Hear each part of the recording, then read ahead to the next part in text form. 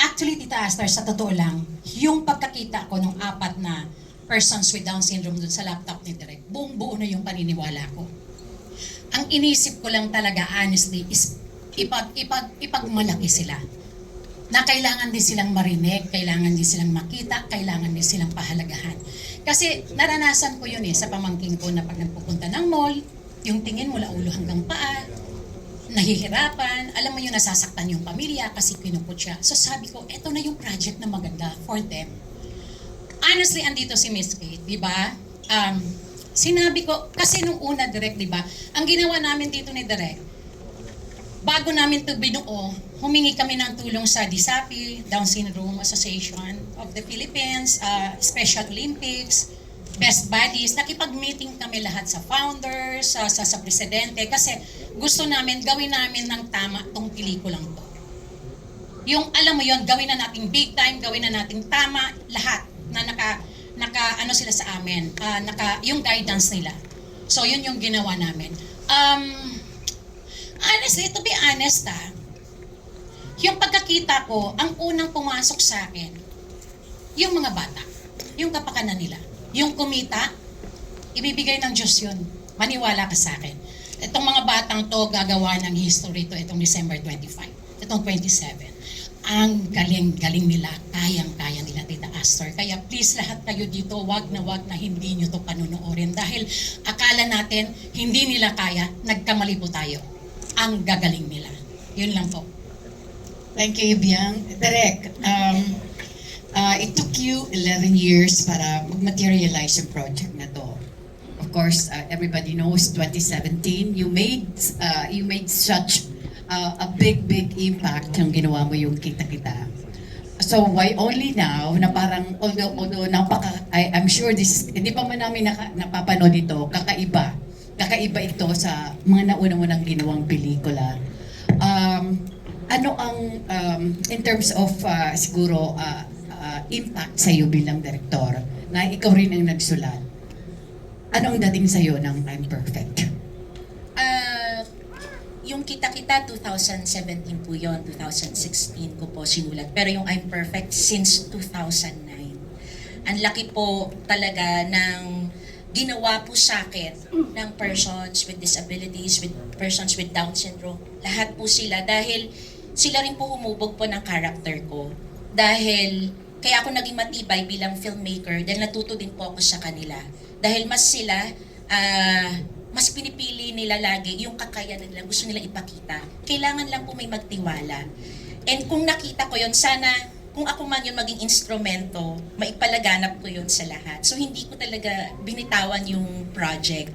I know it's a risk of course for producers, pero talagang noon pa man sabi ko, sana lang bigyan ako ng tamang producer na may ganito ding passion, nang hindi gagawing, alam mo yung baka ibahin, kasi naintindihan ko po yung sabi niyo po na, syempre, aminin na natin, mahirap po talagang kumita pag ang artista niyo po ay hindi naman po may pangalan, aminin po natin yan. Pero sana po, yun yung hinihiling ko na sana yung producer makakuha po ko ng same passion ko rin po talaga, dahil ayoko pong magamit sila. Dahil nandito po ako, ang tagal ko po to talagang, nasa puso ko talaga to.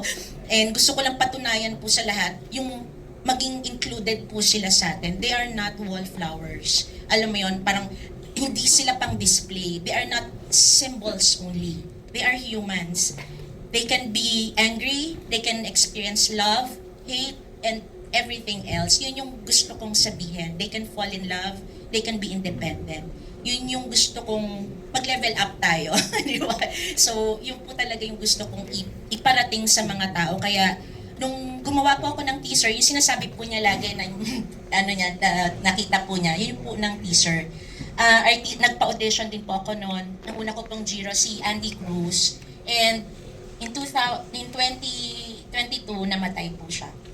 So, yung time na yon, sabi ko parang mas lalo akong nagkaroon ng hope and mas lalo akong nagkaroon ng lakas ng loob na hindi ko dapat bitawan to because it doesn't end there. sabi ko, it may take years and years, hindi ko bibitawan yung project na to. Kasi very important na maging included sila sa society natin. Thank you, Direk. And lastly, to the rest of the cast.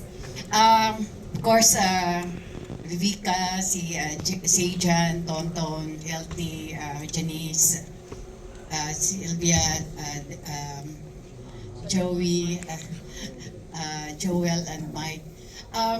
Kakaiba ay itong pelikula. If I'm not mistaken, I think this is also the very first time na may involve kayo sa ganitong klaseng pelikula.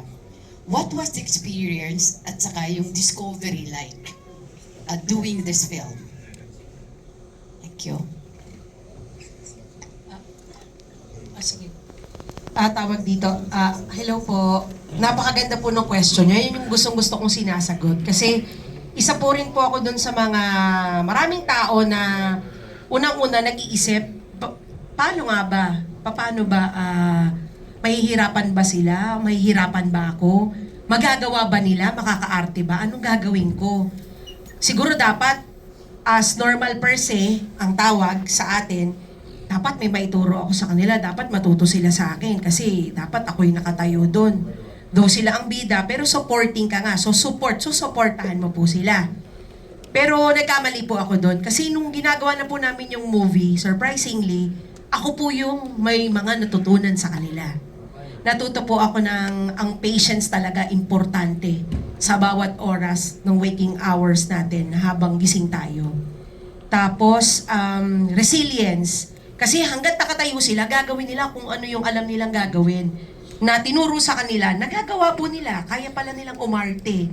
Kaya po pala nilang makinig. Tapos, yung unconditional love na pinakita nila sa akin, saka sa aming lahat. Kasi,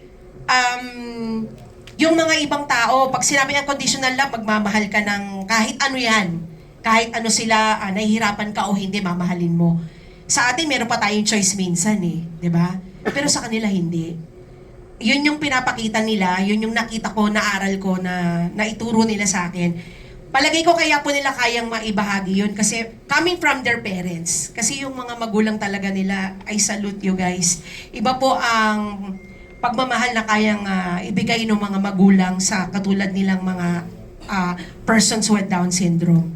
Kasi ibang klase yung tiyaga, yung pagmamahal. Hindi mo ko questionin yun eh. Tapos, kung sa atin po ang happiness ay choice, sa kanila hindi. Natural po nila yon, normal nila yon.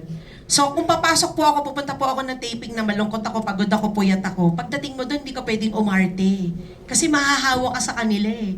Lagi po sila nakasmile. Lagi po sila, ay, Tita Viveka, Tita Viveka. Unang araw lang po yung Tita Viveka. Pero, the rest of the months na nagtitaping kami, hanggang ngayon, Yaya V ang tawag na nila sa akin. So, kahit saan po kami magkita, maraming tao, Yaya V, Yaya V, Hello po. Kasi ganun lang sila. Hindi nila iniisip yung kahit ano. Yun po yung mga natutunan ko, nakakatuwa. Kasi baliktad, ako po pala yung may matututunan. Thank you, Viveka. Mike. Mike, ikaw. Hello, yun nga, when I first encountered the script, nung binasa ko na siya, it took me 3 days to read it. Hindi siya mahaba, pero every scene, it hits me so hard. Ang very,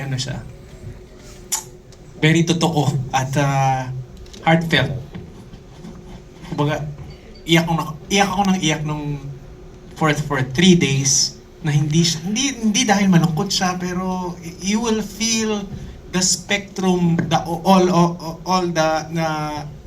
all the spectrum of emotion sa lahat ng mga scenes. And nung dumating na ako sa set, hindi ko alam na, kala ko work lang to. Yung pala ito pala yung way ni Lord para sampalin niya ako na ito yung meron ka matututunan dito. Merong aral sa proseso ng paggawa ng pelikulang to. Meeting all of them made me realize na lahat ng tao ay pure at mabait sa mata nila. Na nagkaroon ng time sa buhay ko na parang medyo takot ako sa tao kasi jaded tayo, no? Baka lokohin ako nito or baka ganito or ganong perception. Pero sila, tinuruan nila ako ng tinuruan nila ako maging bukas yung puso ko ulit. Dahil every time pupunta ako sa set, they remember my name. They welcome you na, hello, Teacher Mike, how are you? Ganong energy talaga, as in pang barangay fiesta. I-remind nila parati na walang reason para maging mabigat ka ngayon. Embrace mo lang yung araw ng may ngiti at yakap. Yun yung dala ko parati. Kaya tuwing naghihintay ko ng take, wala. We just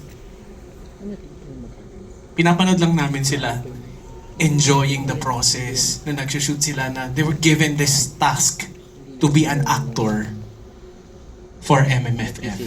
That's a tall order na kailangan nilang matapos tong film na to, and sobrang overwhelmed ako na nung nakita ko yung trailer. Yun yung dumating sila doon and sobrang napaproud ako sa lahat ng mga students namin ni Teacher Cruz. Yun. Thank you, So Mike. yun, salamat. Joel? Sa akin, nung two years ago, pinakita sa akin ni Sylvia yung teaser. Kita kami sa isang event. Sabi niya, eto yung susunod kong projects. Pinakita niya yung teaser. Tapos sabi ko sa kanya, kahit maglakad lang ako sa harap ng camera, kailangan kong sumali dyan. Gusto kong makasama dyan sa project na yan. At one year. Tapos, feeling ko, nakalimutan na, baka usapang ganun lang. After 1 year, tumawag. Ay, hindi pa. Sabi niya, merong role pero maliit. Wala akong pakialam. Gusto ko nga kahit maglakad lang ako. So, ganon yung ano ko sa project na to. Tapos nung first day ng shoot, sabi kami ni Mike, bali second day nila. Pagdating doon, yung eksena, yung party, no, yung ball. Tapos, nakabihis silang lahat. Ang gaganda, ang pupurma. Pinakilala isa-isa, tapos yumakap sila. Tapos wala, umiyak lang ako ng umiyak. Hindi ako makapag-shoot. Hindi ako makapag-trabaho. Totoo yung sinabi ni Mike, no? It's the pureness. No, yung ang saya ng mga taong to, parang ang linis ng kaluluwa, parang sa pananaw nila, napakaganda ng mundo. And how I wish you can share that joy, that pure joy. No? Hanggang ngayon, makikita namin, aakapin, wala, ang saya lang. And, salamat Sylvia, salamat Sigrid sa kwentong ito. At ulit, panoodin ninyo, promise, panoodin ninyo. It will make a lot of change in your mind. Thank you, Joel. Tama ba ako? Nag-exercise sa umaga? Bago mag-start, direct? Tama ba? Na gano'n? Dancing? Yes po. Not only in the morning, it's really the whole day. Pati the senior cast? Yes po. Wala silang choice. Kailangan, gusto ko rin magpa-thank you, no? Hindi lang po sa cast and my staff also. Kasi very important sa kanila. Siyempre, guys, these are first-time actors. So, yung workshop ko, from kung paano maglagay ng lapel, paano hindi tumingin sa camera, paano ang actor's cue, paano ang continuity, paano ang marker, paano from the top. Can you imagine? Lahat yon natutunan nila. Wow. So, of course, syempre, aside from that, yung strength nila, dahil hindi naman lahat sanay sa shoot, diba? So, they need to be disciplined. I treat them as actors. So, ako yung disciplinarian, siya ang spoiled, taga-spoiler. Medyo nauutok siya. So anyway, so parang ako yung disciplinary. I want to treat them as actors. And gusto nila yon eh. In fact, meron akong isang actor na si Carl, gusto niya mag-direct. So, kinuha ko siya as assistant to the director. So, he knows already the call sheet. He knows how to remind the actors. Wow. Yes, so ganon. So important, pero kasi yung strength nila nanggagaling lagi sa sayaw. So kapag nanghihina sila, kailangan pong sumayaw talaga. Okay. So, hindi lang po siya sa umaga, sa kailangan namin ng exercise sa umaga, pero every after ng take, kapag good yung take ko, yun ang reward. Depende kung 3 sayaw, 4 na sayaw. So, minsan syempre hindi naman, napapagod din po yung director. Opo, napapagod din po ako. So, natutuwa naman po ako sa staff ko at saka sa mga fellow actors nila na sub. So, next naman sila naman yung sasayaw. Galing. Yes. Exciting. Okay, we continue with the lessons. So your takeaway nyo, no, from accepting this project. Zijan, ikaw naman. Baka po yung experience ko nung nakatrabaho ko sila. Honestly, noong una, sobrang nahirapan ako kasi bilang kapatid nga ng isang may person with Down syndrome, di ko alam kung paano ko siya atakihin. Pero gusto ko lang din i-share yung unang-unang pagkikita namin ni Kuya Earl.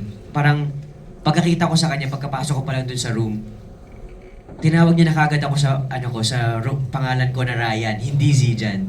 Like nandun na kagad yung connection na para bang matagal na kami magkakilala.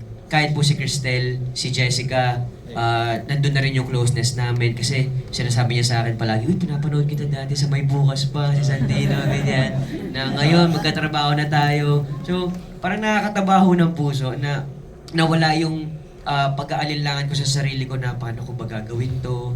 Parang sila yung lumapit talaga sa akin na, kasi, gaya nga po ng sinasabi nila, hindi naman sila natural born actors at first time din nilang gawin tong ganitong pelikula. So, mahirap talaga ituro agad-agad. Mahirap ituro basta-basta, pero madali nilang napipick up yun. At extra work rin sa akin off-cam kasi nga po, bilang magkapatid, kailangan na makita kagad na, okay, sa on-screen makita kagad na, okay, magkapatid sila, meron silang ganong relationship. Pero hindi po ako nahirapan na mag-build ng ganong relationship kasi sa set nga ako lang yung pinakabata. Kami yung lagi naglalaro, pagsasayaw sila, sasayaw din ako, ganyan. Parang kami po talaga yung magkaka-jive. Tapos, in terms naman sa eksena, honestly, mahirap talaga dahil minsan mahirap yung hindi sila nakakapagsalita na maayos, paulit-ulit sa audio, tsaka maikli yung attentions pa nila. Minsan, kailangan yung instruction ni direct biglang nawawala sa isip nila. Pero, mas lumawak yung pag-uunawa ko, mas humaba yung pasensya ko kasi mas naiintindihan ko sila na okay, kaya natin tong gawin kahit nagkakamali tayo, kahit paulit-ulit lang, basta matapos natin to. Parang tapos pag nakita mo yung eksena, sobrang magical kasi may mga, ayun po, nagawa namin. At yung lagi ko pong sinasabi din na first take hindi nila gagawin. Susundin nila instruction ni direct. Tapos second take, meron silang ibibigay na sarili nilang interpretation. So magugulat ka na lang at makikita dun sa camera na okay, raw yung reactions namin, na nakakagulat talaga na kaya nilang gawin yon, na may mabibigay pala silang ganun. So sobrang ang saya lang po sa puso ko na makatrabaho sila. Yan po. Thank you. Ton? Yeah. So, hindi. Una-una, I'd like to take this opportunity to thank Nathan Studios, Sylvia, for this opportunity na to be a part of this movie. Gaya nga na sinabi ni Sir Joel kanina, si Biang one day called me. Sabi niya, sabi niya, meron akong gustong pelikulang gawin at gusto ko, tingnan mo kung okay sa'yo. Sabi ko, okay, sige, tingnan natin. Sisend ko sa'yo yung video. Sabi ko, sige, send mo sa akin. Sinend niya sa akin. After namin mag-usap, pinanood ko. Tinawagan ko siya ulit. Okay, game. Sama ako dyan. It's an advocacy na sabi ko sa kanya kung ano man yung advocacy mo, I want to be a part of it, no? Tapos malaki yung perception siyempre nung una, iniisip ko sa mga person with Down syndrome, pagka nakikita mo sila, di ba, kakausapin mo sila ng, ay, Hi, kamusta? Yun na, ganito. Hindi pala dapat ganun. So marami akong mga natutunan na kailangan pala kausapin mo sila ng diretso lang. Parang kung kakausapin ko si Jan, parang parehas lang, ganito lang. So marami akong mga bagay na natutunan at nakita. Tapos at the same time namangha ako sa kanila because they're so full of energy and love and grabe. Ibang klase. Di ba? Every time we would see each other on the set, tapos yakapan ng yakapan. Talagang ang sarap ng feeling na parang laging first time. Parang pagdating mo sa set talagang full of joy and love. Na sabi ko, I actually envy them. No? Sabi ko, sana ganito ako na very pure na what you see is what you get. Walang negativity, puro positive, puro love, puro happiness, puro Although, siyempre meron din silang on the downside, no? But we don't see that. So, sabi ko nga, thank you so much for this project, Direk. Thank you. And hats off to you for your devotion, your time to teach these actors na magawa nila yung pelikulang ito. And I'm really, really, really proud to be a part of this movie. And we ask you to please help us promote this movie. Talagang it's a milestone. This is something really new na hindi na, ewan ko kung mauulit pa, pero ibang klase itong pelikulan to. I really love this team. Thank you so much. To the actors, thank you so much for accepting these roles. Sana po, gaya nga ng sinabi ko kanina, sana po tulungan nyo kaming i-promote itong pelikulang ito. Thank you. Thanks, Don. Chong? Yun. Ako naman. Ikaw naman. Bago lahat, magandang hapon po sa inyo lahat. Nais ko magkwento muna ng totoo nangyari muna sa amin ni Sylvia.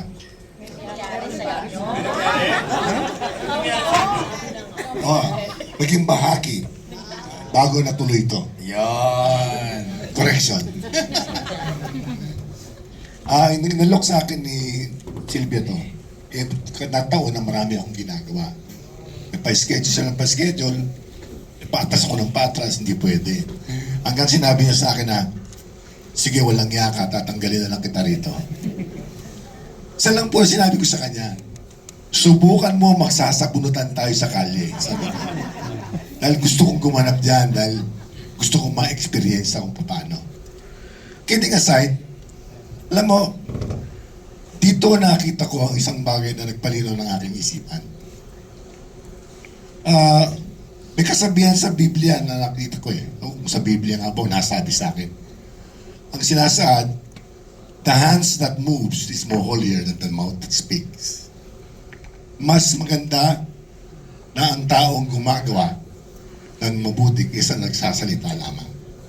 Nang palang balat kayo. Sa pagitan na to, pag-isip-isip ko sa unang mga intensyon ko sa isipan, ang tanong ko parati, marami rin sa atin ang tanong parati, kaya nila? Baka hindi kaya. Parating negatibo ang nasa isip natin. Aminin naman natin o hindi, dahil naging experience ako yun eh. Mas inuna natin inisip na hindi nila kaya kaysa kung ano ang kaya nila. Dito na pagbago ng aking isipan. Sabi ko, dapat inuuna natin dito yung kaya nila. Katulad natin, may mga bagay tayo na akala natin hindi kaya, pero kaya pala natin kung nabigay natin ang puso doon. Ito ang bagay-bagay ng mga natutunan ko. Kaya sabi ko nga po, hindi biro ang pelikulang ginawang ito. Katulad na narinig ko kanina na ang producer, misa iniisip lang paano kumita. Kaya dito ako humahanga kay Madam Sylvia, Madam na, ha? Bagamat ang muntik, muntik ko na sa bunutan, sabi ko, hindi siya sugal kung hindi nag-aalay siya ng sarili niyang kabuhayan para mabigyan lamang ng pagkakataon ng mga batang ito mapatunayan na huwag niyong isipin na hindi nila kaya, kung di isipan muna natin na kaya nila. Kaya po sa pagkakataong ito, alam nyo, ang experience ko sa mga pagkakataong ito, ako po'y komedyante. Pero nung ako po'y gumanap dito, at wala sa eksena at nanonood, pati po ako umiiyak. Hindi ko alam kung bakit. Dahil nakita ko na yung mga pagkakamali ko palang perception sa kanila ay isang kamalian na dapat na hindi natin iniisip ng bawat isa. Let us just make this world a beautiful place for everybody. Sa lahat ng may kapansanan, sana po bigyan natin ng tsansa na masabi sa kanila, kaya nyo to. At sa lahat ng manonood, hindi dahil sa binayad nila, kundi sa pagpapakita sa mga batang ito na kaya nila na gumanap na kahit ano na ibibigay natin chances sa kanila. Salamat po. Thank you, Chong. LT?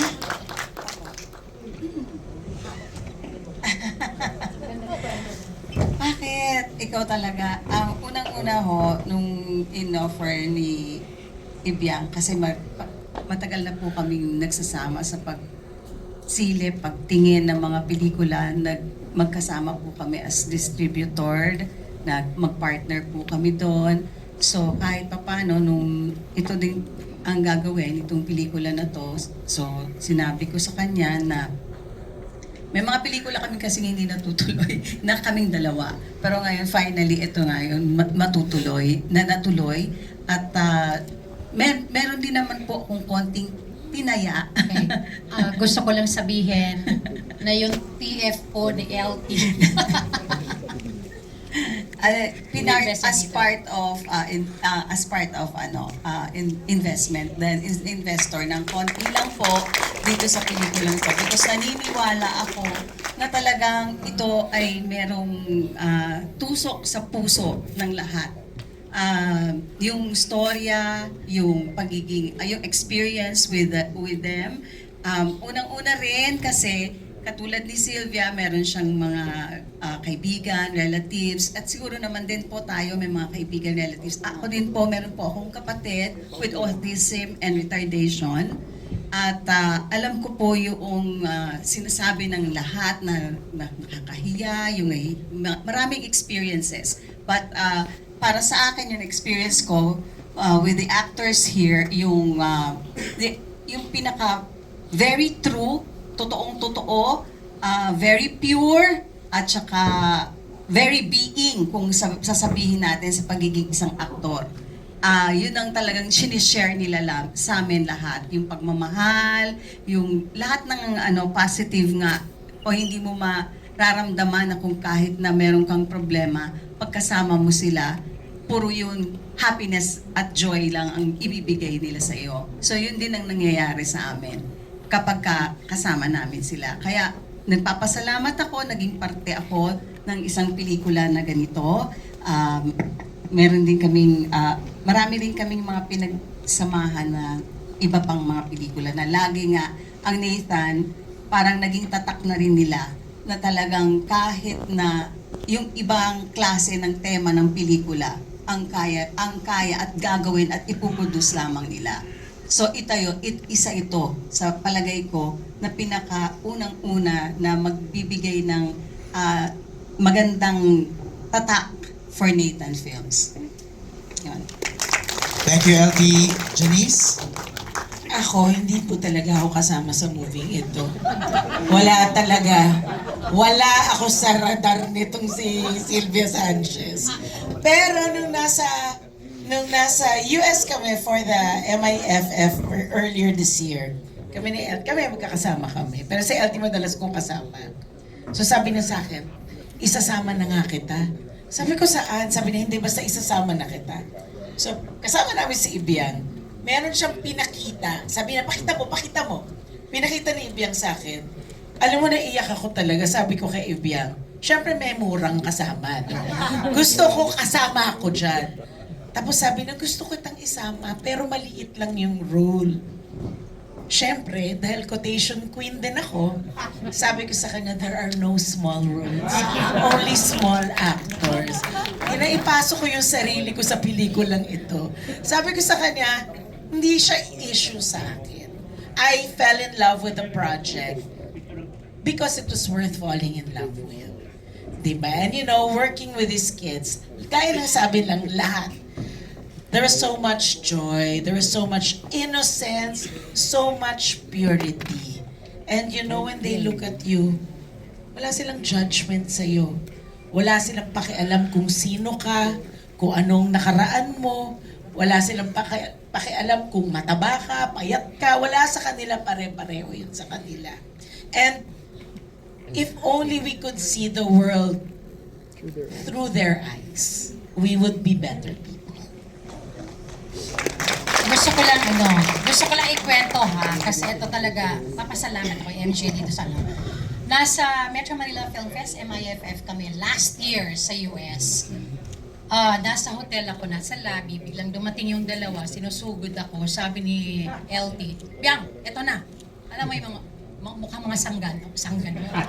Biang, eto na. Sino? Si Janice na, dun sa sa Yaya. Sabi ko, hindi siya pwede doon kasi maliit lang yung role. Tapos sabi niya, patingin, di ba? Patingin muna. Nung nakita niya, sabi niya sa akin, may kasama ngang mura.